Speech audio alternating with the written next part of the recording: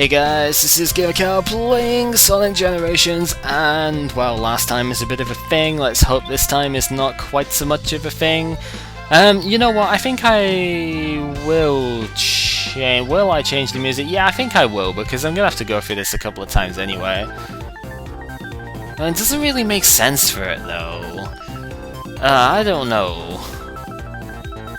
Nah, let's just go with the default, because it doesn't feel right to change the music in half of these. So anyway, the first three of the rings are generally fairly easy to get hold of, and the second two, the first two are very straightforward. The last two, maybe not quite so.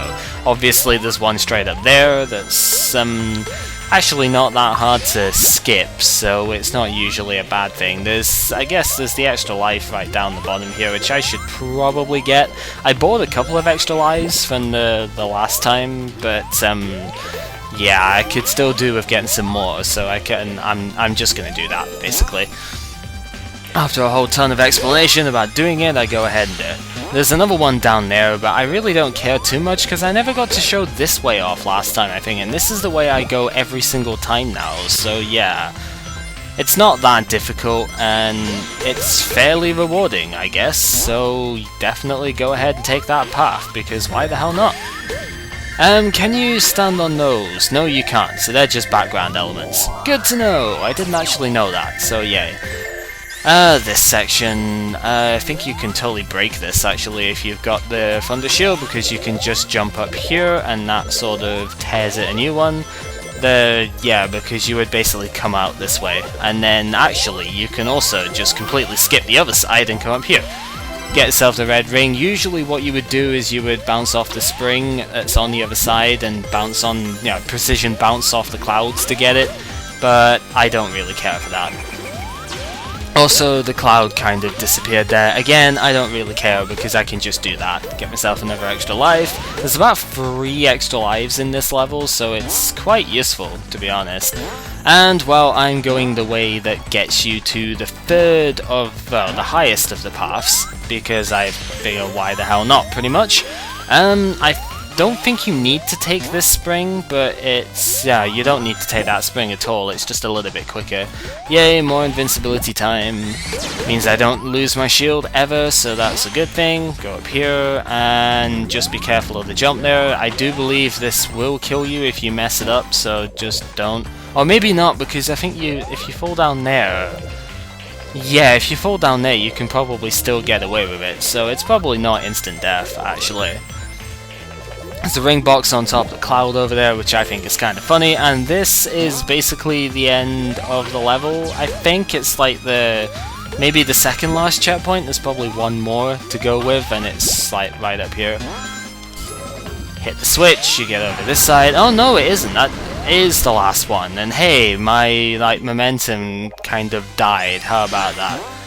So yeah, this is actually the last switch, the last checkpoint up here. How about that?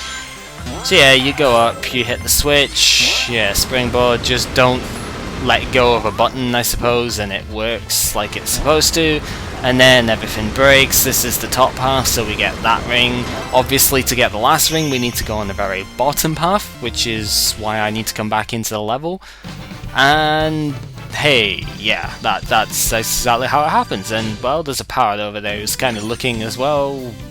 I can deal with that. Oh, why did I come out again? That was dumb. Yeah, well, we get some artworks, and that's nice, but not really caring too much. I guess I will meet you back when we get closer to the thing.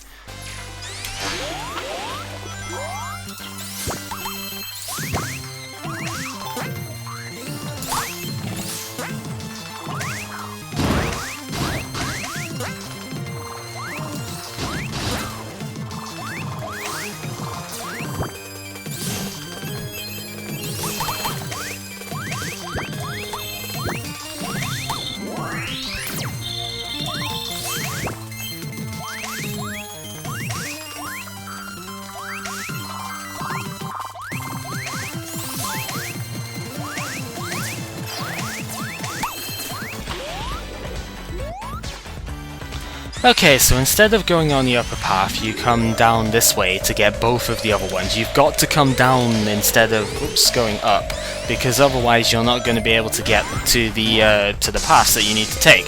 And apparently having a lightning shield means I automatically break those. How about that? Anyway, to get to the center ring, you have to go on the spring, which is up there. So, in fact, you might have to do that anyway. I'm not quite sure, but I'm pretty sure. Yeah, we can still get down from here. So I'm not like killing stuff by going this way, I suppose. But you do need to take this path if you're going to get a thing. But I think if we there's somewhere that we can fall down that'll take us to this standard thing again. I think it's down here. If we just go this way. Maybe? I'm not actually sure. Let's fall down here. I'm pretty sure, yeah, if we go down this way, can we get anywhere different? Now I'm actually curious, because I can't remember the entire layout of all of this. I don't think this is a viable solution, but you never know. Yes, because this takes us down into this, which I think is the one I've already gone through. Pretty sure it's the one I've already gone through. No, apparently not. Apparently that is the lowest one. Okay, so you can do that as well. Well, I'm not going to go ahead and show off the lowest path that you can possibly take then, because it's actually not that straightforward. It's another one of those riding the Marble Garden Zone things, and it's not that great, to be honest. It's a tricky-ish section because the spike's on the roof, I think, and it's more hassle than it's worth. Anyway, we get Twin Spin Attack, which I guess if you want to use Treasure Scanner is alright, but, well, we'll get into it later, because first off, let's go ahead and do the modern Sky Sanctuary stage. I do believe it's possible to get all the red rings in one shot with this one, but I just have never done it myself. We saw where quite a few of them were last time though, so it's not as if there's that much to show off in this one now, I guess. Just make sure you go up here for the first one, because it's right there. That's straightforward to get. The second one, you've just got to go in the left ring over here, and you'll pick that up quite easily. The third one is in that little area that we fight the next set of egg robots is over here. You can like shortcut this if you manage to do that. It's not as easy as it looks actually, but this is a pretty big shortcut, so try and take it if you can. And hey, red ring is right there, that's always good. The fourth one is, I think it's after this 2D section. There's one specific place you've got to like jump up. So that's there. Just quickly jump at the end of that, and I haven't actually messed it up because I can do that instead. Right, with these ones here, you've got to hit the top ring. If you hit the top ring, you get onto this higher level up here, and from here, home in the attack chain, and your ring reward is right there. So that's good, and you can skip ahead to this section, and that's a bit of time saved by itself, which is always nice. And then the last one, I'm not... Oh yes, I know what the last one is. You can get them all in one shot. The last one is in this bit over here. You've got to actually go on the alternate one right there, and that's your last red ring. Also, I just about died there because of screwing stuff up. That would have been bad. But yes. So that's all the rings. There was actually a rail which I didn't spot over there. That's yeah, I don't know the layout of this level that well, to be completely honest. There's that bit. Yeah, some bits of this is just I haven't explored very much, so nuts to that pretty much. So we've conquered this level. It's pretty good. I am gonna get my momentum going the wrong way for some reason. Although I was actually moving to the left there. No, I was moving to the right, and it just sent me over to the left for no reason whatsoever. I don't understand that. But yeah, we are going to leave the video at that after this particular round because it's, well, it's short, but to be honest... Oh, what the hell? How the hell did he hit me? Whoa, Jesus Christ, you fire a lot of bullets, man.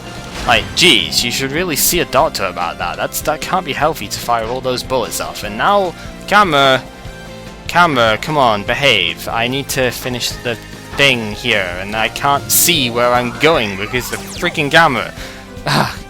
Wow, this is like the worst thing. Don't ever. Well, my controls aren't even the right way around. What the hell is this?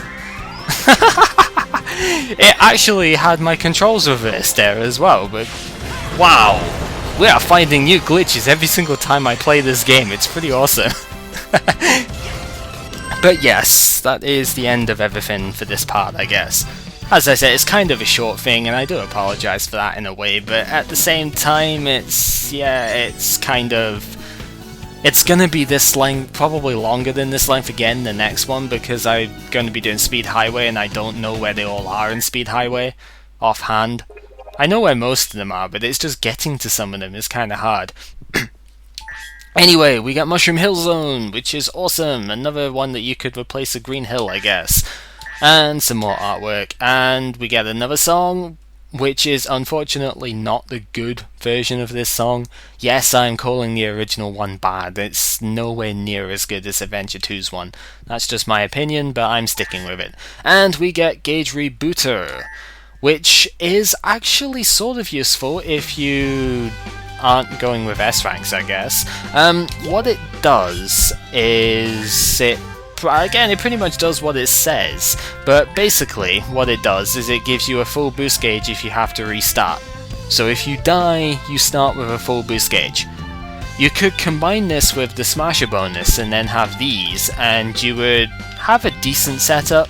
I mean, Smasher bonus should give you enough that you won't run out of boost gauge very often, even without having it tripled. And the Rebooter means if you do die, then you get your gauge back to restart with, which is pretty good because you usually don't start with a gauge at all. For Classic, the one that we got was the Twin Spin Attack, which basically acts like your shield from the original games. Well, specifically Sonic 3 and Knuckles. Because in that game, when you press the A button in the air, you got an insta-shield, which basically protected you from everything for a very, very brief instant. It's a bit longer in this game actually, but it acts as a slight extension to your attack range. And my voice went really weird there, but oh well. It's a decent power if you're willing to give up shields, because again, you can't use it with a shield, although I haven't tested it with this. You know what, I'm gonna go ahead and do that. Let's very quickly test this with the normal shield and see if you can do that, because if you could, that might actually be kinda cool. So let's go ahead and play the stage very briefly. It's just a massively quick test. Because yeah, what it does is that, if you can see the effect there, it's kinda hard to see in this stage actually, but it's a basic spin.